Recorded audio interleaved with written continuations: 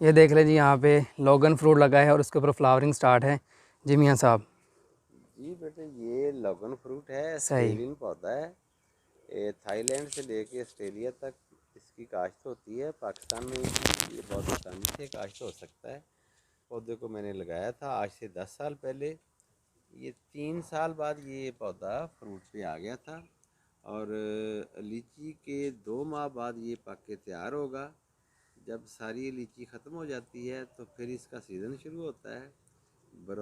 Brown colour का इसका fruit है और जायके में ये लीची से ज़्यादा मीठी है, साइज़ में छोटी है, कलर इसका ब्राउन रंग का है।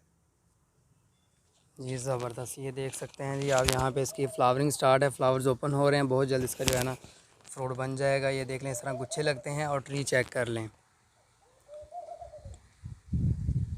ये सारा जो है लोगन फ्रूट है और बेशुमार फ्लावर्स लगे हैं जो कि सभी चेंज हो जाएंगे फ्रूट में।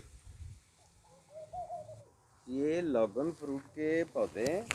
इसी लोगन फ्रूट पे जो फ्रूट आया था उसके सीड से ये पौधे तैयार किए हैं। 3 साल बाद ये फल पे आ जाएंगे। जी ये देख लें जी, प्लांट्स तैयार हैं, यहाँ पे चेक कर सकते हैं आप। तो यही प्लांट जो हैं 3 साल के बाद फ्रूट देंगे। सीड ग्राउंड प्लांट्स हैं, बेशुमार प्लांट्स पड़े हैं यहाँ पे, देख लें।